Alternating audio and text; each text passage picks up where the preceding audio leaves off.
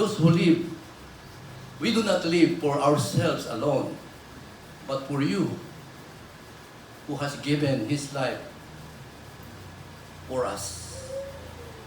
And secondly, we can live for others, but first of all, it's for you. Lord, we thank you that this offering of our lives will be a pleasant fragrance unto your nose. And thank you that even today, you will continue to bless us also, so that we become a blessing to others. That's how we live.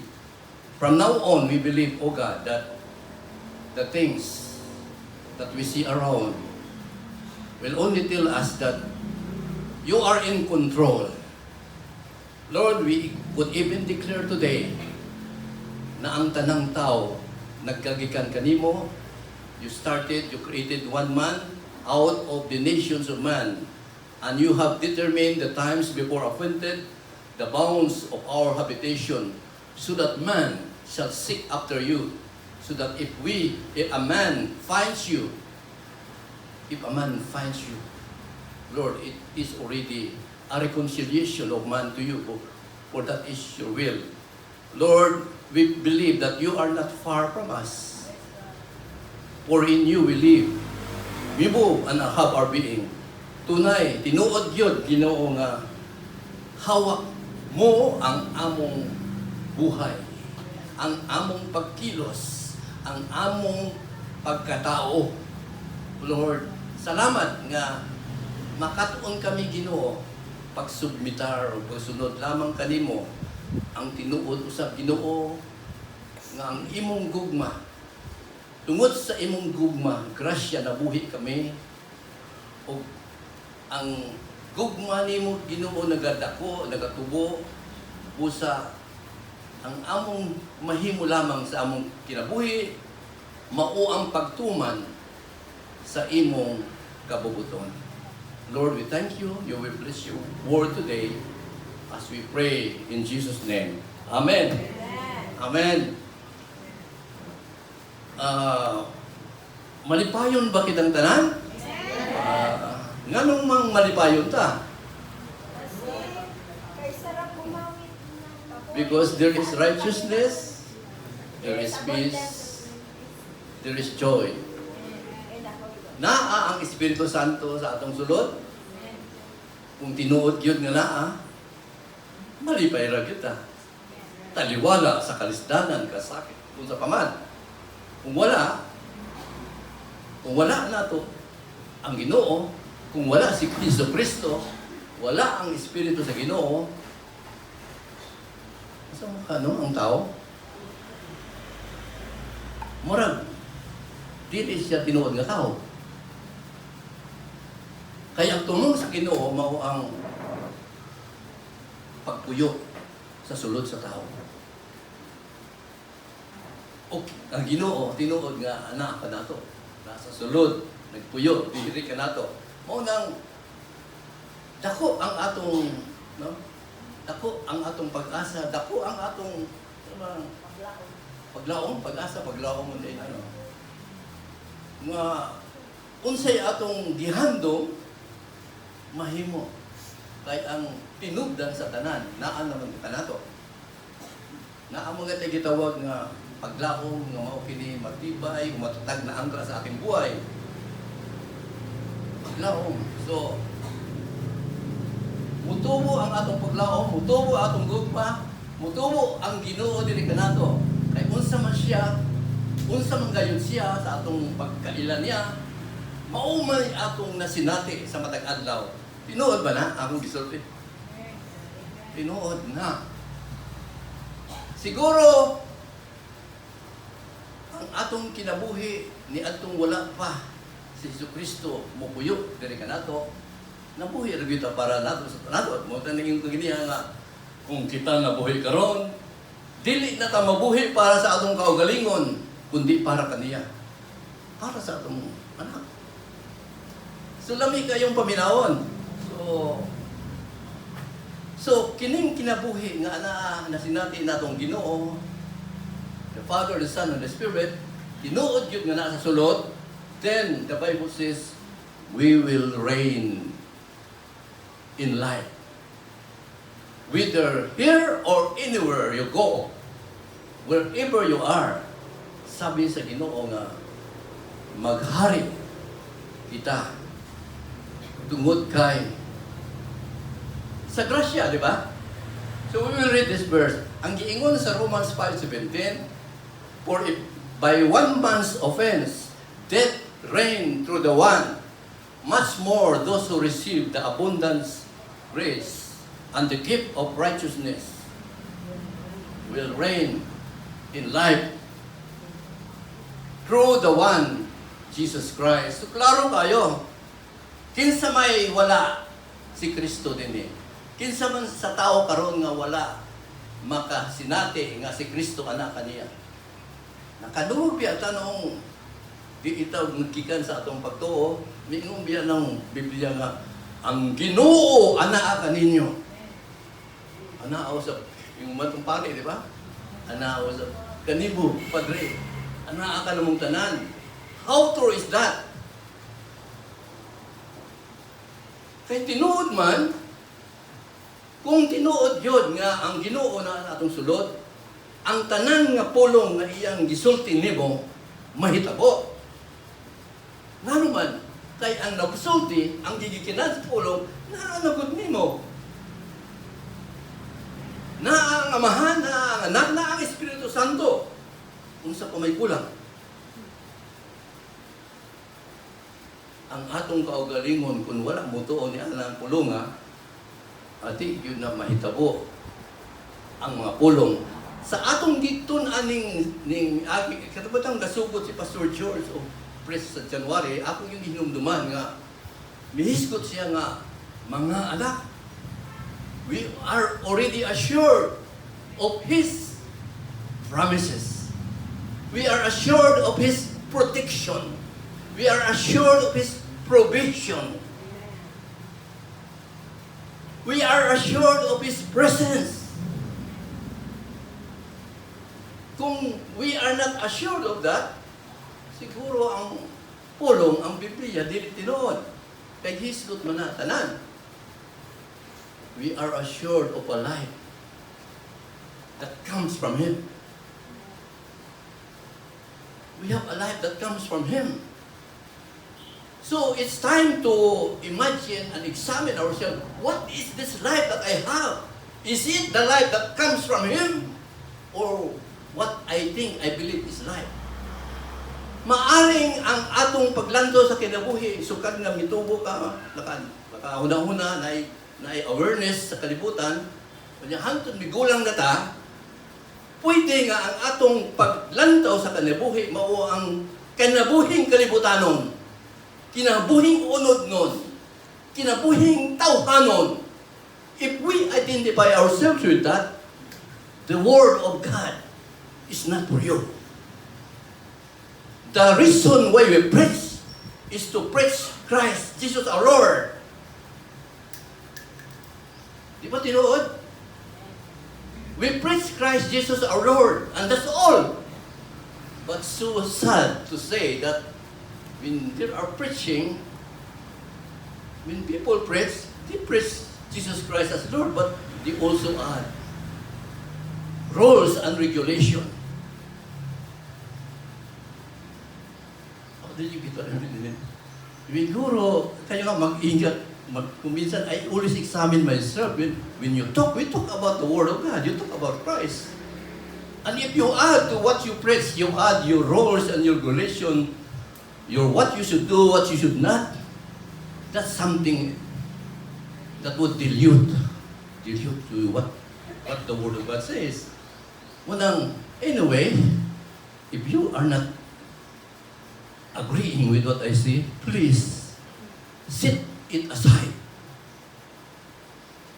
Whatever do you not understand or do you not agree what I'm speaking, set it aside.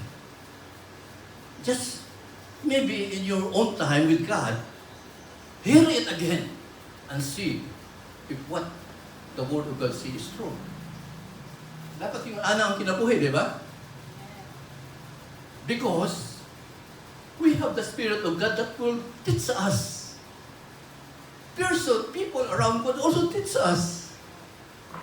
But what pastors, what preachers should teach? We should also have a time to examine, to hear what I may be preaching. Which means that we have to dig. You have to spend time with God in prayer and with the Word of God. With prayer, with worship, and with the Word of God. In the same way, we have to spend time with each other so that to get a deeper, a better revelation of the Word of God. I always like to take revelation that can be brought into manifestation. Isn't that good? When you have revelation, when you hear the word that stir up your spirit, that's a revelation. Makadumog ang pulong nga, lamiya, oy, murag sumangpog, malilipay kayo kay ang pulong nga imong nadungog, mustir up man sa imong espiritu. Dili sa emosyon, ha? Hindi sa tawhanon nga emosyon, but the emotion of the Spirit and your spirit being one. Pag stir up noon, di alive na alive ka. Because of the Spirit of God. The Holy Spirit, the Spirit of God is a life-giving Spirit. The words that I speak to you, sabi ni Jesus, they are Spirit and they are life. It's intended to our spirit. The words that we hear is intended for us to grow spiritually. Grow spiritually. What do you mean by grow spiritually? If you are a person who rely on what you see by the physical eyes, what you hear with your physical ears, meaning if you are a person always depending on the 5 natural senses, maggabantay ka. Because maybe you are not in the Spirit. You are in your flesh.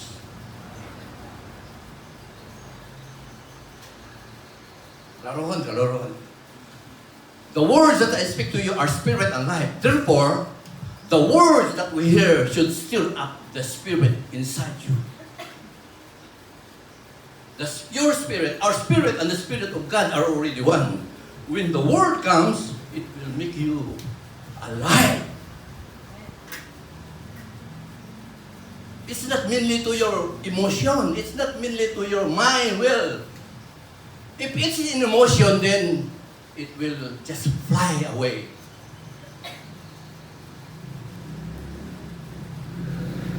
So, example ngayon, niingon ang word nga, to reign in this life, you have 2 gifts that works. We receive 2 gifts, the abundant grace and the gift of righteousness. Amen. Do you consider yourself as righteous? Amen. Matuwid. Ay, matuwid mo, apan, usahay, di man ako ma-express ang pagiging matuwid. Buluyagon man po sa... Nga naman, ang Kristiyano, the Word of God says, you are righteous. You've been made righteous. Nga naman? Because of what Jesus has done. Dili tungod sa imong paningkamot. You were made righteous by what Jesus has done in the cross. For he who knew no sin was made sin for us, so that we become the righteousness of God in Him. We become righteous because of our faith. Yamang napawalang sala tayo, di ba? Pag sinabing righteous, napawalang sala ka dahil sa ating pananalig sa Panginoong Jesucristo. Those are the basic nganong blanto nga makaingon man yun nga, I am righteous. Because ang pagkamatuwid ni Jesus, iya mang gibutang sa imong sulod. Jesus inside you is righteous. If you think you are righteous because you do this, you do that, because you are obedient to the law, you look at the law and you do it like sunod pa sa unsay protocol, unsay policy, but I'm not talking about that. The righteousness that we have is the imputed righteousness. The righteousness of Jesus Christ was credited into us na nasa sulod. Di ba ang gingharian sa Ginoo na nasa sulod? The kingdom of God is not meat and drink, but it is righteousness, peace, and joy in the Holy Ghost. Ang Espiritu sa Ginoo maiga, gahimo. Mahita po ang pagkaingon natong matuwid. So dili na imong paningkamot. Siguro, ang ato kong naandan sa kinabuhi, kapag makita na ganilang mga material, butang maabot, may iba, pero, di ba? Kay, maaari mo buko, di ba? O, daghan kayo, di ba? Mo, do not base your righteousness on what you have done, why you acquire this wealth, and then, because I'm righteous. Hindi siguro. There is a righteousness that would come from your paningkamot, yung isa yung natural, but the Lord says that's like a filthy rag. Ang gusto niyang makita sa tao, mao ang pagkamatuwid tungod kay si Kristo. Si Kristo mitubo kaniya ug ang iyang action karon sama na usab kung unsa pagkamatuwid ug unsa pagkamatarong si Jesus. So, kita rin ay puluan ha. Kaya kita may kadala sa atong lawas o kaugalingon. Kung di inigigan ang atong pag-ingon nga, matarong man ko. Where, dapat yung anang atong huna-huna, matarong man ko. Ningon taga niya nga, usay pa sa mga tao, paglanto sa uban, di man na may tao, matarong ba na? Ang tawa, kung sa iyong gihimo, mo ba na yung matarong? Natawa ang iyong pamilya, sigig sakit, sigig away, sigig singgitay. Sigig singgitay. Nga naman na. Nga naman na. Nga naman ang Kristiyano and we are righteous. Nga naman ang dili man na ito ipakita yun ang pagkamatarong nga gikan sa Ginoo. Nga naman, siguro ang akong ebidensya na tungkol kay dako kayo na-influensya ta sa atong unod. Influensya kayo ta, na-influensya kita kayo sa mga butang sa kalibutan. Tawanon nga maagi. Sistema sa kalibutan. Dako kayo ta, naapektuhan ta. Whereas, ang anak sa Ginoo, nga gipuy-an sa Ginoo, mahal yung Ginoo, dili na kaala mo. Dili na mo imong basihan. Sa'yo magpasikat ta. Buapil ka sa mga buluhaton nga para mo sikat. Tinuod ba na mga bata noon? Nga nung mga buhat o mga butang nga, para mo kaila. Are you not promoting pride? Are you not promoting lust of the eyes? Lust of the flesh, if you continue to do those things, let's examine ourselves. How we react, how do we engage, how do we communicate, how do we relate ourselves to the people around us? Is it because you want to be praised? Is it because so that you can go to restaurants, you can go to anywhere, you go and then look yourself happy? Happy daw. But in the inside, no. You're still longing for something. Going, planning, organizing. Because you don't know. If we don't know, God is working in you. Ano yung nakita mo sa tao? Bisan ang Kristiyanismo. Unsa may promote. Dagkong simbahan. Dagkong building, dagkong koleksyon. But mind you, pastors, you're still a failure. If that's what's in your mind, we will still be a failure. Because pastors or workers, we as ministers, we are the ministers of righteousness. Righteousness. Ang ministeryo is a ministration of righteousness. Naamtay ingon sa Biblia, parang gusto sa Ginoo nga mo progress ta from the ministration from the flesh and blood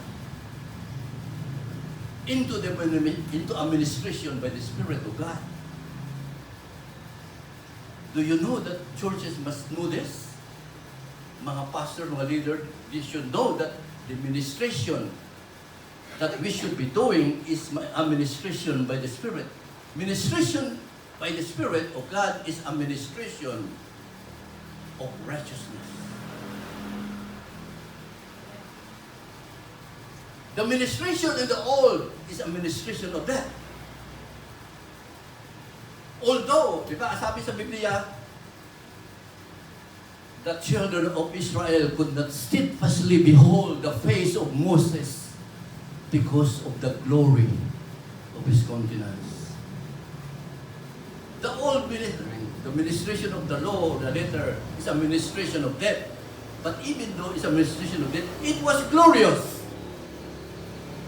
Ingon ng Biblia, the children of Israel could not steadfastly behold the face of Moses because of the glory.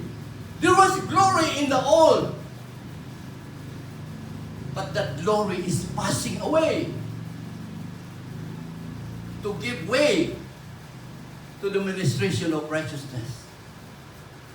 If the old way of ministry was glorious, how much more glorious will be the administration of righteousness, which is administration by the Spirit of God. Sabi na, lahat tayo po ang istorya si Pastor Jordan, kay parang manikiyang gusto mahita po nato nga manglihok ta, manglakaw ta, dili tungod kay gitulod ka. You are pushed by somebody. No. Are we observing God? Are we doing things for God? Should be. It's because the Spirit inside you is pushing you to do it. Did you get me? Amen. Because it's the Spirit that teach you. Well, I'm not saying you do not to follow elders. No. In fact, before the elders will tell you to do, what to do, the Spirit of God is already telling you that. And that's why you just obey. It's not wrong to obey, keep and obey. Kahit wala pang, hindi pa ba na sinati. Di ba, usually, kanapit ang atong mga ginikanan, ama magpapasige mga anak, di ba? Hoy, kuha dito, kuha dito. Parang, it's a training. You should not despise that. Don't despise, but study the Word. Read the Word. Para, if you have the Word, and then you can talk to your mommy and daddy, why should I obey you, God? When the Word of God tells me to do this. And then, para bang, there will be a time that the leaders, the elders will command you to do this, but within you, you don't want. You cannot do it because there is a stirring, there is an urging by the Spirit to do different thing. Did you experience that? Not yet. Not yet, okay? If you don't have time with the Word, you will really not reach that point of what belongs to the flesh, what belongs to the Spirit. Can you? Do you recognize, do you distinguish what belongs to the flesh, what belongs to the Spirit? But I tell you, they are opposing each other.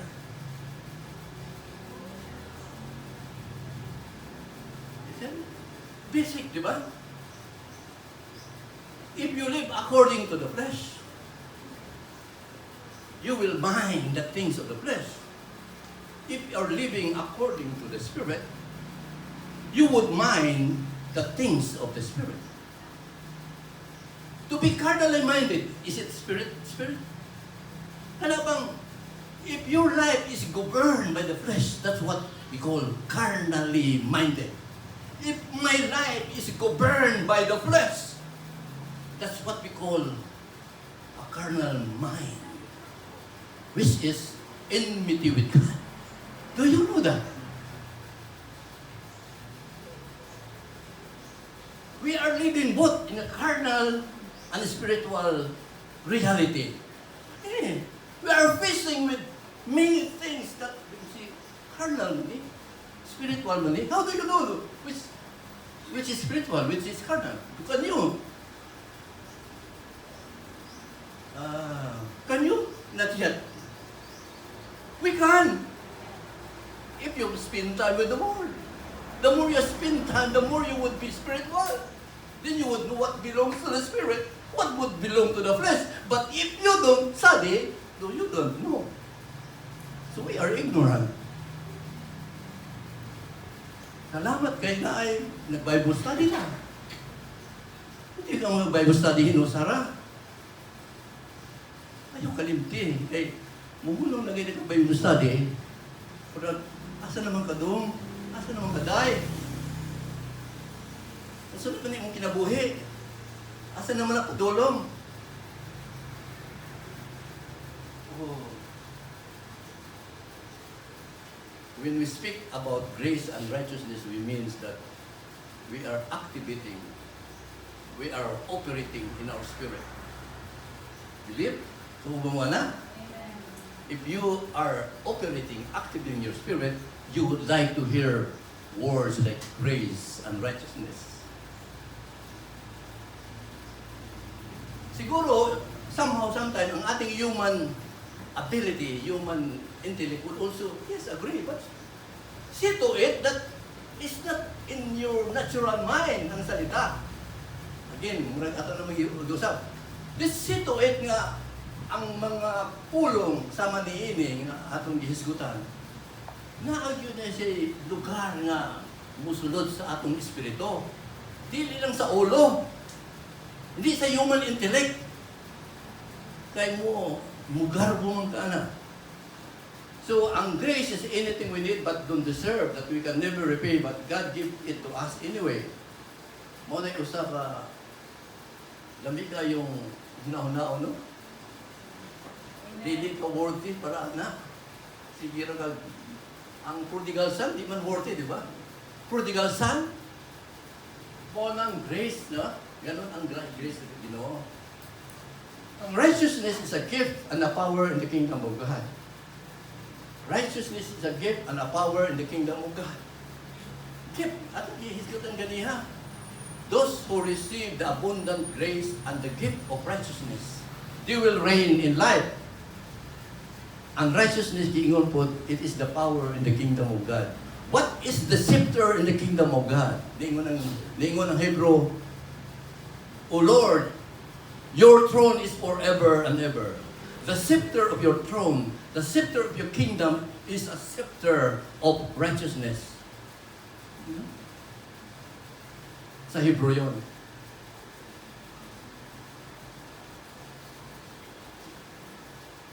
Forward.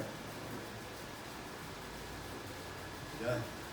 Grace is something God puts on us to cover our shame, failure, faults, and flaws.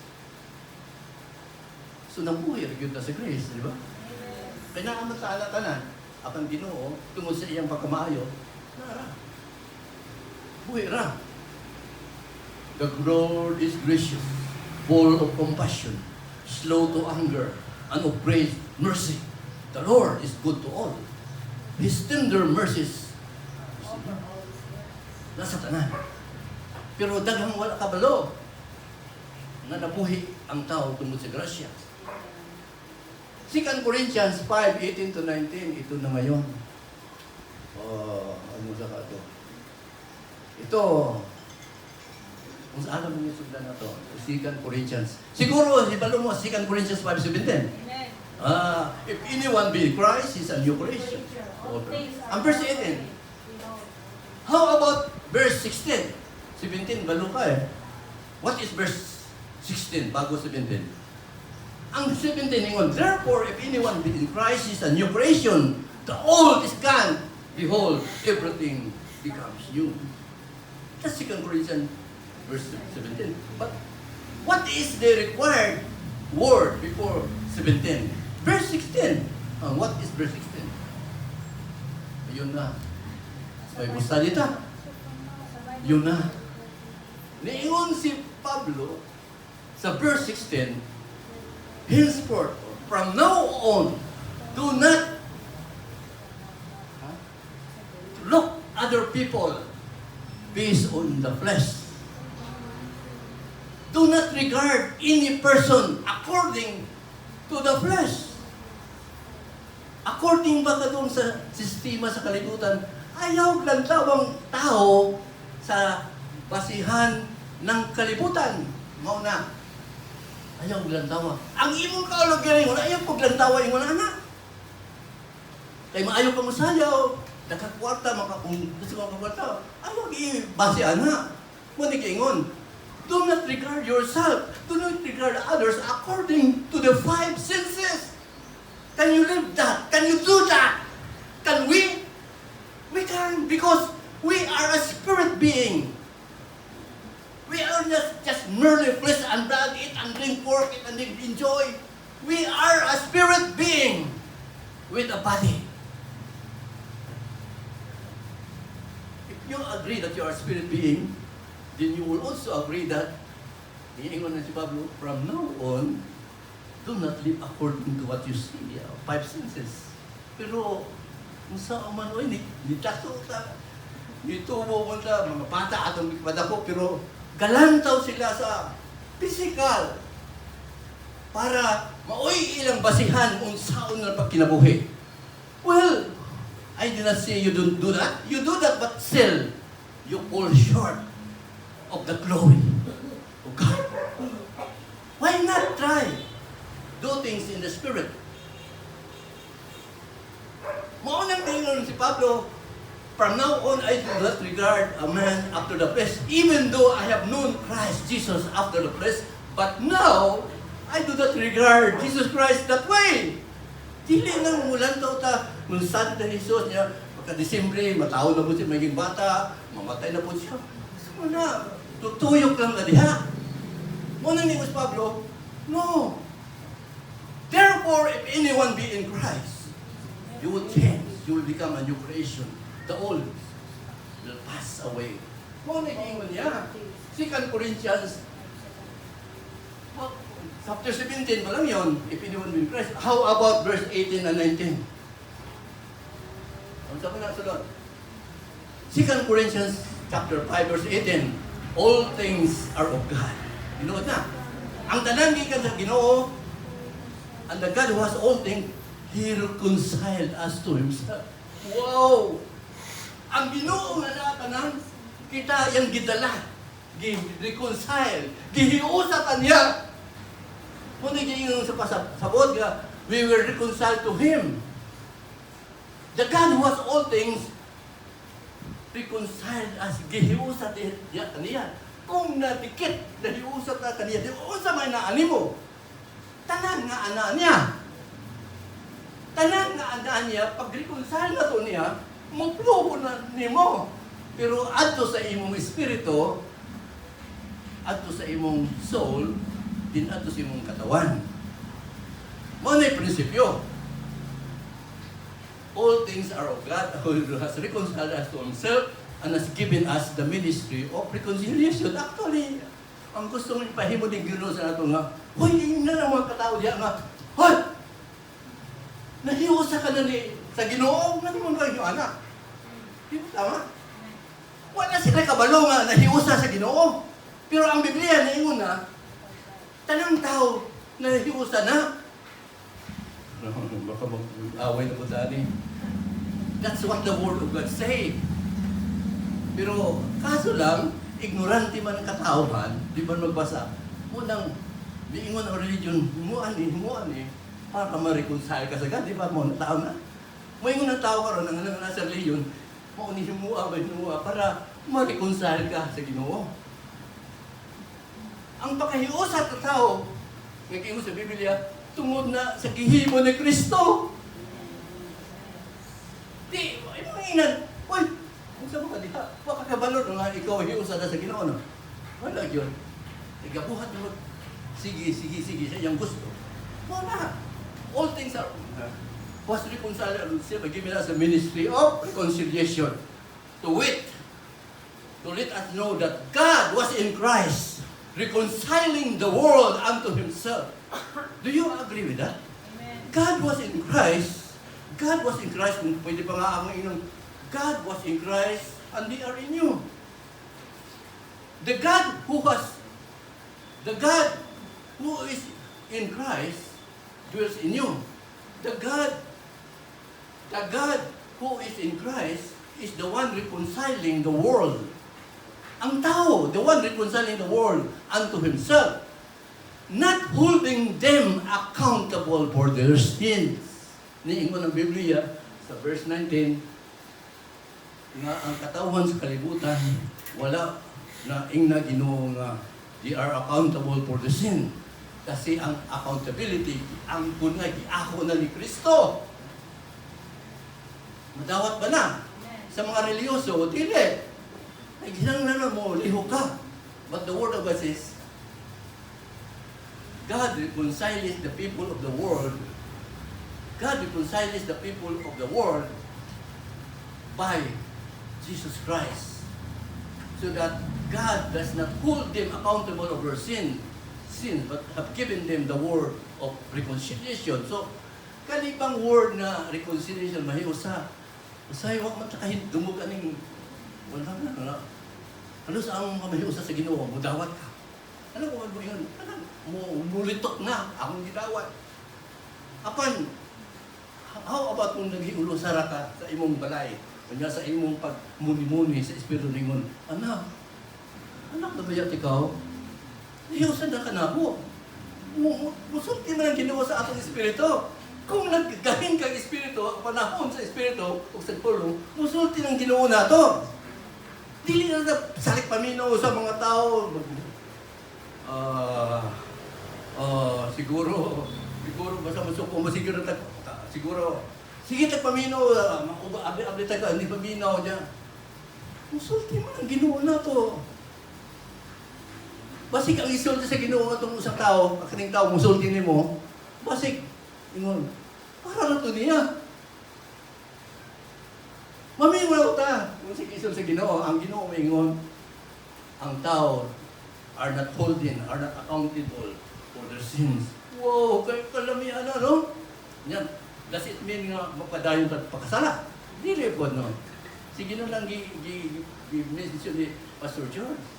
Kanang nagpadayon og sala, ignorante. Wala kabalo kung kinsa sila diha sa Dios. Pagkita na ibalo, puhunong ka sa pagpakasala. Dili ni mo i-abuse ang tinatawag na to grasya. It's not a license to sin. The goodness of God is not a license to sin. The grace of God is not for you to do what you want. So, Jesus Christ imputed His righteousness to us for us to become the powerhouse of grace. Kani murag powerhouse naman, no? What is the powerhouse of His grace? Righteousness. Mabasa na nato dito sa Romans chapter 5, verse 20 to 21. Di ba miingon kay atong lang taon ang kasalanan, ang pagbuhat og sala, daghan mo. Di mo kalibutan, lumalaga na.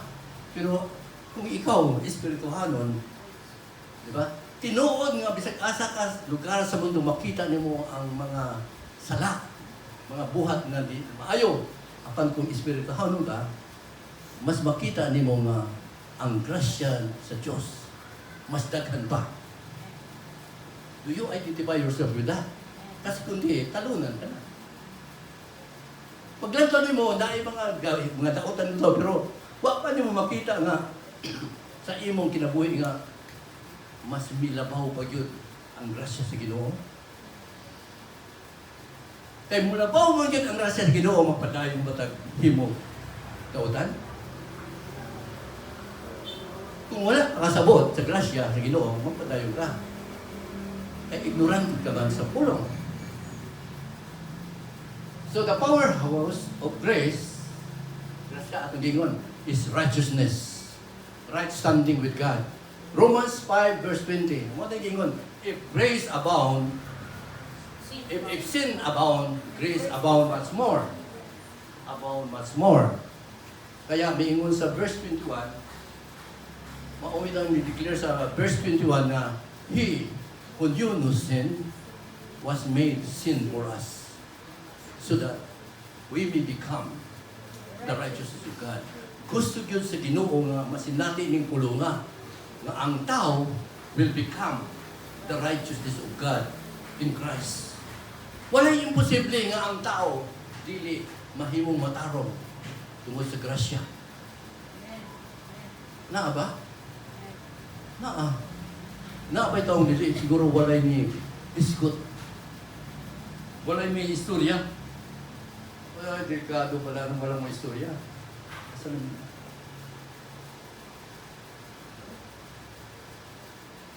That's Romans.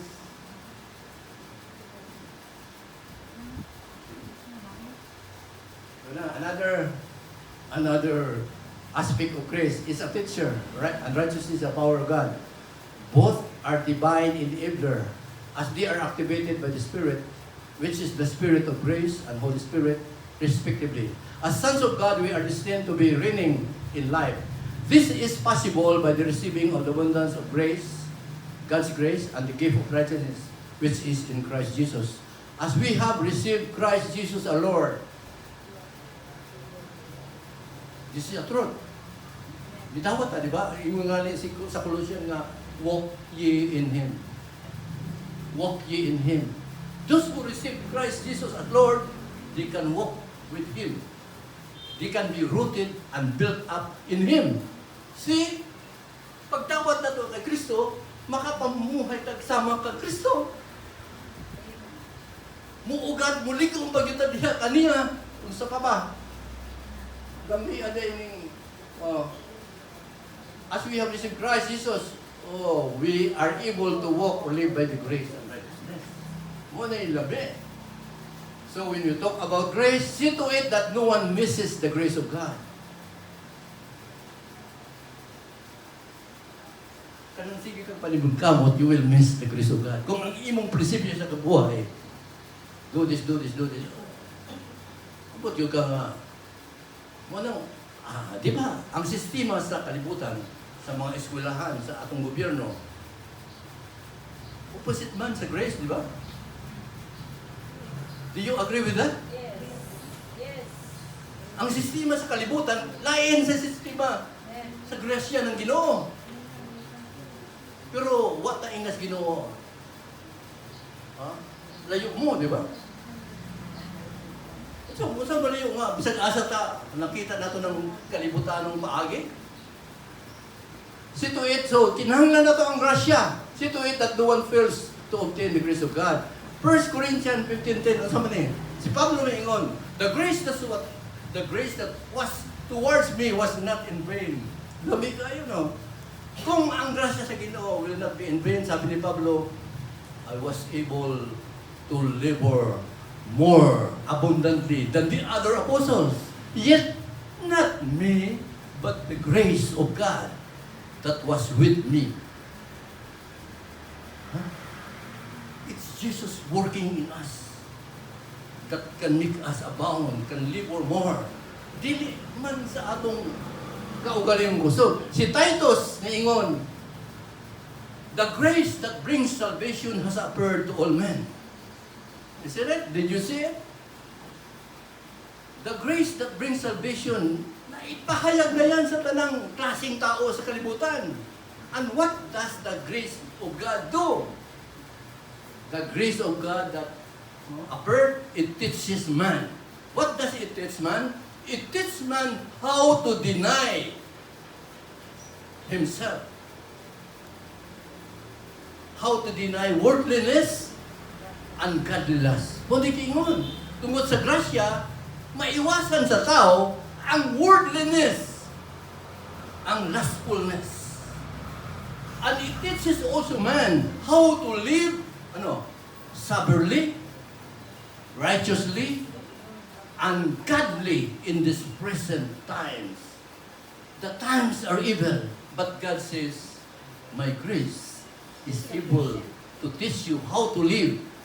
Sabi yung soberly. Soberly, what's it in Tagalog? Righteously, godly. Soberly means makapugong ka sa imong kaugalingon. Ang problema natong mga tao, gamay na kayo atong pasensya. Madali tang madani sa mga butang nga maibog ta. Walay pagpugong. Munang, siguro din na lang tamukan, na-high blood. Na-high blood. Ay, ampo. Ampo. Second Corinthians 12:9. Di ba si Pablo, because of the abundant revelation na dapat ni Pablo, God said, I send him a thorn in the flesh. Did you read that in the Bible? Daghan kayo mga dinagkong revelation si Pablo, but a thorn in the flesh was sent to him. And he prayed to God 3 times, Lord, what happened ni Lord? Saka na yung thorn in the flesh. Meron yung ginawa, no, Paul, I will not remove those thorns. But what you need, ano naman? My grace is sufficient for you. Baka naatay mga problema kayo ron na wala na ito masulba. Niingon ng Ginoo, my grace is the solution. My grace is sufficient for you.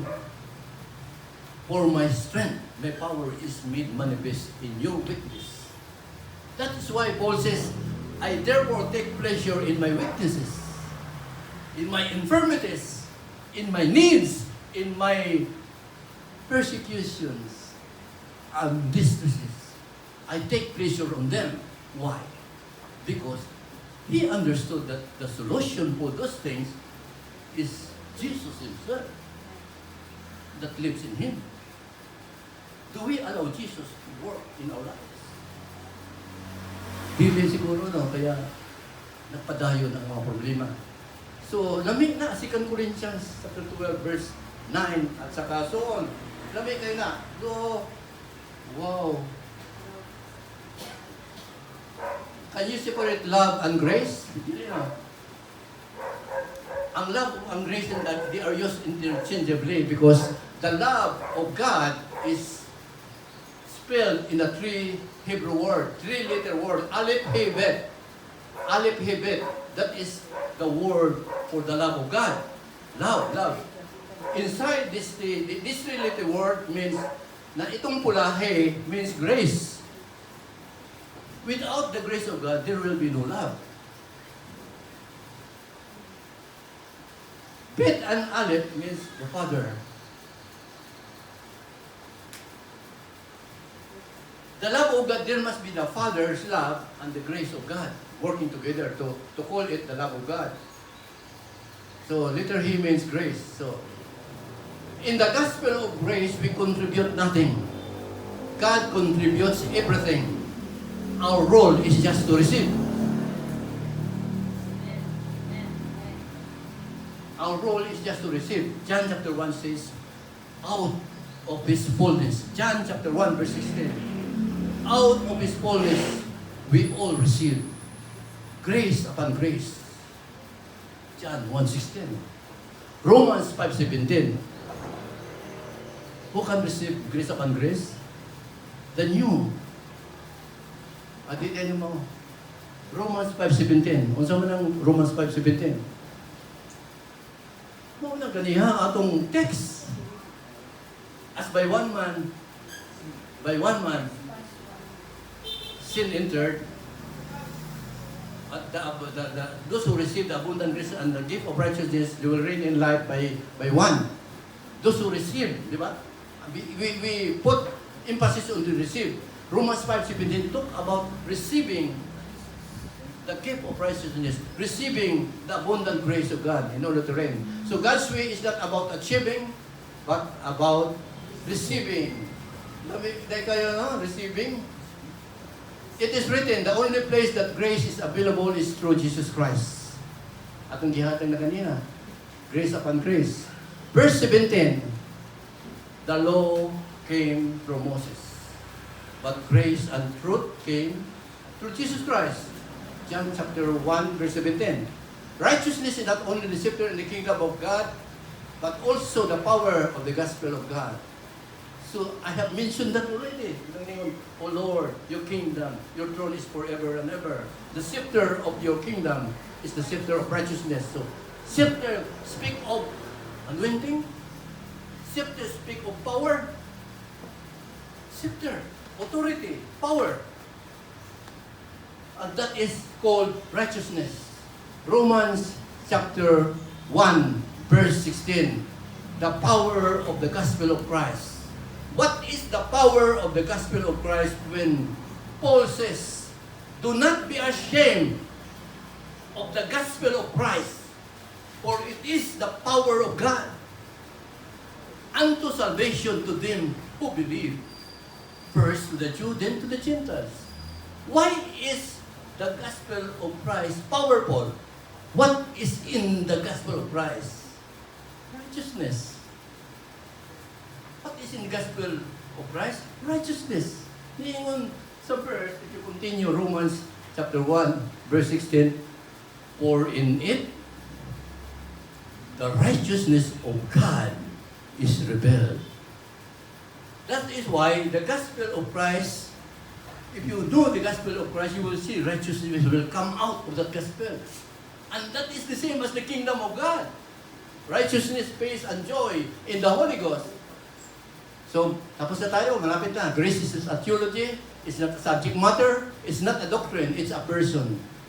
And His name is Jesus. That's the reason the Lord wants us to receive the abundance of His grace, or to have the abundance of His grace. The abundance is to have the abundance of Jesus. Do you desire to be like Christ? Amen. That's the ultimate purpose for all human beings, to be predestined, to be conformed to the image of His Son. To be like Christ. Nigulang na lang ta, nahimo na tang kamukha sa ating mga saman. Lolo, ninuno. Romans 5:17, for if by one man's offense death reigned. O mauni akong verse. Much more those who receive the abundance of God's grace and the gift of righteousness will reign in life. So, emphasize grace and the gift of righteousness. Klaro? Wow, di balik punta? Yeah. The more we preach grace and righteousness, the more people desires to change, become Christ-like. Ha? Ayaw tuloyin ng mga tao, do this, do that. Huh? Do this, do that. You will not become like Christ. Do this, do that. Actually, that's in religion. That's what religion tells us. The fruit of the Spirit is a product of the preaching of grace and righteousness of God. So, ano? Fruit of the Spirit. How could you make yourself lovely? Loving. How could you be filled with love, joy, peace, patience, kindness, goodness, faith? It's because of the grace that you know grace very well. The gospel of Christ and the gospel of kingdom is the same as the gospel of grace and the gospel of righteousness, peace, and joy. If we hear wrong, di ba, in the world, lahat ay may ngon, di man naman yun, is that correct? Is that righteous? If you hear wrong, if you hear that is not true, if we hear wrong or not true, our belief will also be wrong. When what we believe is wrong, our thinking will also be wrong. Yes. When our thinking is wrong, our emotions will be wrong. Kaya sabi ko, ma-high blood pressure ka dyan. Stress ka dyan. Kaya high blood na. Pressure, tumaas. Kasi you input things that are wrong. What's out? The righteous thinking is in Philippians chapter 4. Do you practice this? What do you think? What do you have in mind? See to it that what you have in mind are true, noble, just, pure, lovely, things that are of good report.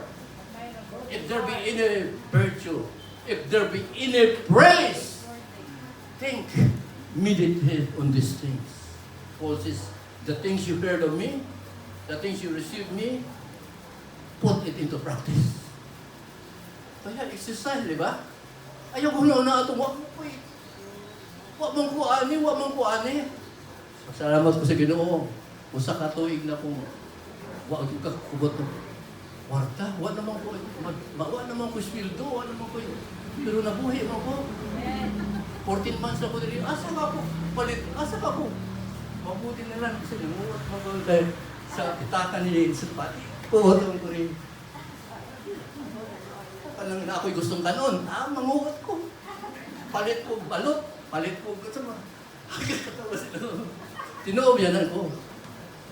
Parang maluoy ba ko na kung pagano yun? Sa una, nakasweldo. Ano, kwarta. Susuroy ka, mahatag ka. Makahatag ka. Ay, please ka, makahatag ako eh. Pagkakot rin, huwag man nito kwarta na. Nahatag ako eh. Diba lamig? Kaso, huwag mo ko tamaanad. Hatag ko ng mga missionary, hatag ko ng mga tao niyang, pagkakot ako rin. Kaso na yung kwarta dad ko. Kwarta ko. Ako ko sweldo. 2022 pa, hindi na ako sweldo. So, atod karon 2024 na, napuhi raman ko. Sayang siguro itong ako'y daghang kwarta, wala na akong magamit sa maayog yun. Gano'n lang. Bilasing nagastos sa mga lupo.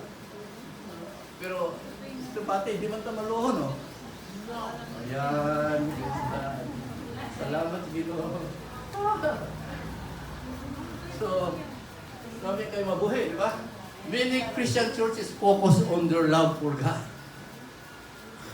I love you, Lord. I love you. I love you, Lord. Pero kung ikaw nakaintindi ng grace, the gospel of grace focus on God's love for you.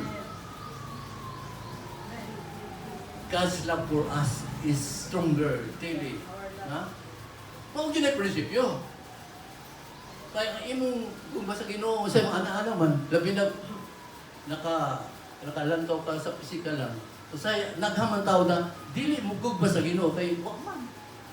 Wa may nakita, wa may kinaon gani, wa may di magkapalit di. Hindi lang tumuhatag, wa kini kapalit. Pero ang Ginoo kung nakasabota sa gospel of grace, naghatag ka kay nakasinati ka nga kugma yung sa Ginoo. Bisag wala na ko. Unang, it's very alive to me when the Lord says, the love of God constrains us. For He died for all. And we also died with Him. Did you die with Him? You have been crucified with Him. The Bible says, yet you live. It's no longer you who live, but Christ lives in you. Ang kinabuhi nato karon, dili na gikan nato, gikan Kristo. Muna may tuotan niya, di ba? So, asa naman tani? The gospel of God's love for us. I am crucified with Christ, nevertheless I live, yet not I, but Christ lives in me. The life that I now live in this body, I live by the faith of Jesus, who loves me and gave Himself for me. So, kana bang yung gugma na to, kada adlaw, mo increase na, di gugma, ang intensity, ang level sa gugma sa Ginoo na to, nagkadako. Kung wala na nila ma-experience, naku, dili ka ka-overcome nining mga butanga. Na-overcome mo nining mga butanga. Karapot mo kung saan sila. Who can separate you from the love of God? Is there anything? Nothing. Why? Example, can tribulation, distress, persecution, famine, nakedness, peril, sword, can they separate you? Can the love of God separate you because of this? Of this? Magpadayon ta. Diingon si Pablo, I am persuaded that neither death, nor life, nor angels, nor principalities, nor powers, things present, things to come, height, depth, nor any other creature can be able to separate us from the love of God, which is in Christ Jesus, our Lord. Do you experience these things? And then you say, Lord, thank you. Nagkahilak di ako aning bersikulo ha? Noong nagkamang sa abroad ka dagang di ako gibati nga sakit, nagkaguol, gano'n. This word comforts me. Ang love sa Ginoo, maoy daga, sustinar sa kaatong kinabuhi. Do you agree? These are the things. Romans chapter 8. So, lastly, this is already a challenge. Our present standing is we are righteous in Christ. We are righteous in Christ because 2 Corinthians chapter 5 verse 21 says, He who knew no sin was made sin for us, so that so that we may become the righteousness of God. 2 Corinthians 5:21. And Romans 5:19. Ano na ba yun? Romans chapter 5 verse 19. 5:17, ibalo ka, di ba? Asugdan natin sa 5:17. As by one man's death reign, much more so, that who will receive the abundant grace and the gift of righteousness will reign in this life. Kung sa may sunod? Romans 5:19. 5:17 man to. Ang verse 18 may ingon, for the disobedience of one man, many were made sinners. But by the obedience of the other man, Jesus, many were made righteous. So, we are made righteous because Jesus obeyed. We're made sinner. And then verse 19.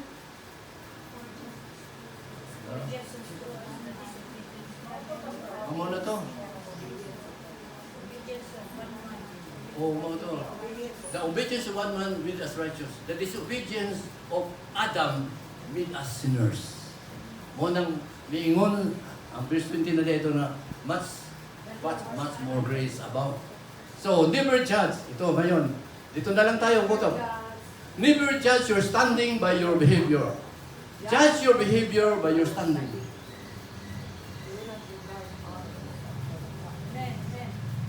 Usay, mulan tao ganyan mong tao. Usay, lipay kayo, no? Suri-suri, biligya. Ayaw tuo na. Kapakitan tao ra. Ay, kadagahan na sa tao, pakitang tao man. Taga kayo pakita. Pero pag uli sa balay, dili man di ay. Kagkakalang kalasiyang attitude. Dapat kayo na, makita ni mo.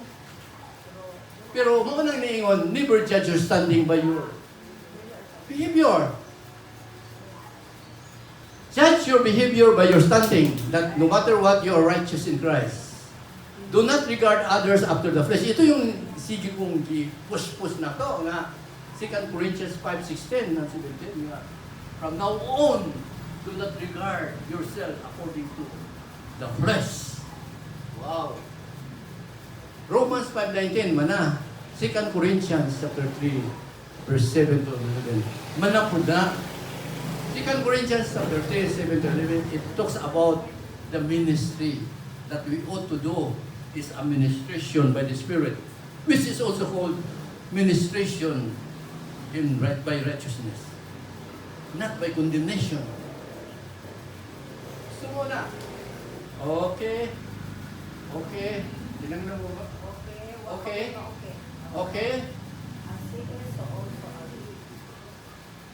Labi man yung pulong sa Ginoo, kay giingon siya nga unsa siya di aning kalibutan, ingon usab ta niya na. Dito mo na. as He is in this world, so are we. Unsa man si Jesus, katong kinabuhi din sa kalibutan, ingon ni anak kita, kung nakasabot ka grasya o pagkamatarong. Dito mahadlok, di ba? Maingon ang Biblia, the love of God, nahisgot na gani-ganihan, no can separate. The love of God can never be separated from God. That love of God is being perfected in us. Pinapaging ganap ng Diyos ang pag-ibig na ibinuo sa ating puso. What do you mean by pinapaging ganap? Ibig sabihin na, para maging ganap ang pag-ibig ng Diyos, marami ka pang problemang dadaanan, haharapin mo. Upang malaman mo na pinapaging ganap na ang pag-ibig. Kung wala, ngayon ka na, lingaw-lingaw na ka, maaring hindi pa naging ganap ang pag-ibig. But sa desensya ng God, ganon. Kaya okay lang kung nagkakapag-problema ka ron. Ano ko si Rico, si Ma'am Chuchi, may problema ba yan? Ibig sabihin, pinapaging ganap ng Diyos ang pag-ibig niya. Huwag tayong sumuko. Sa pamuhay na matarong sa Tagalog ko ba na? Matibid. Huwag tayong sumuko. Kasi pinapaging ganap ng pag-ibig ang pag-ibig. Sabi ng God, the love of God is perfected in us so that we will not be afraid. We will not be ashamed in the judgment to come because as He is in this world, so are we. So, yun na. Hindi ka malipay. Kaya pala dumating yung problema mo kasi mahimo yung kang, mahisama yung kang Jesus. Ayaw. Look at mga aktor-aktor, mga mahisama kay mga tao. Mahisama yung ni Jesus. Would you like to change your mindset, mga bata, kabataan? Kaya ako nakita, murang mga artista may ilang di-idolo. Ayun ko. Purihin sila, jamming-jamming sila, magsimo sila. Sa Manaw eh. Okay lang kung ang inyong gihimo magresulta of leading, guiding, and turning people into righteousness. Okay na. Nako. Kamiingon ng Biblia, the fruit of the righteous is as the tree of life. As wise win souls. Asa mo na? Proverbs 11:30. The fruit of the righteous is as the tree of life. As the wise wins soul. He that is wise shall shine as the brightness of the firmament. Shine. Sikat no, sumisikat. Mga wise sumisikat. Pero ang tinuod nga sikat sa Ginoo, tingnan siya. He that turns, he that leads somebody to righteousness. Kung sa man sing Ginoo, they are the stars. Yun na. They are the stars forever and ever. Dapat doon tayo.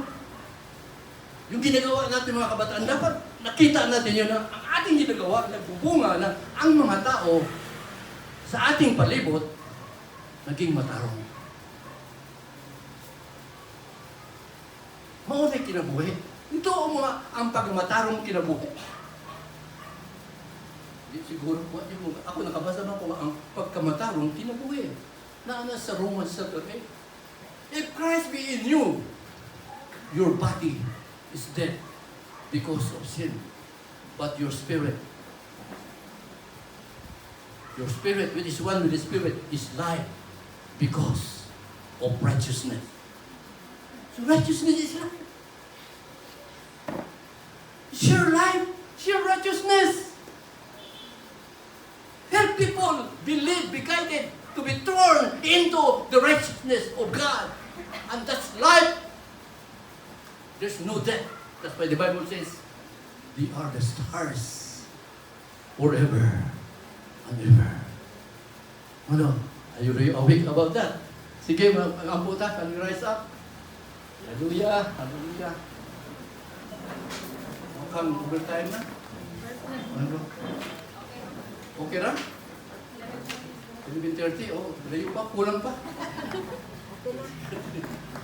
Sige, mag-ampot ha. Ginoo, nagpasalamat kami sa imong pulong. Lord, your word is like the sword of the Spirit. And as a sword, miingon ko pagka Ginoo, your word is what? Active, powerful, sharper than any two-edged sword, piercing even to the dividing asunder between soul and spirit, between bones and marrow. It is a discerner of the thoughts and intents of our heart. We thank you, Lord, that every now and then, you write your words in our heart and place it in our mind so that we can obey you. We can worship you in spirit and in truth. Salamat, Ginoo, nga ang among tumong, Lord, sa pagpaminaw sa imong pulong, that we may grow by your word. We will grow spiritually. Kung ang bata, Ginoo, among lantawon kinahanglan motubo ang iyang physical stature, Lord, ingon nga mga anak mo, mutubo kami, Ginoo, diha sa Espiritu Santo. Mutubo kami diha sa imong mga pulong, sa imong grasya, sa imong pagkamatarong. Lord, thank you nga among na sinati gayud, Ginoo, kung kinsa ka, kung unsa ka diri sa among kinabuhi.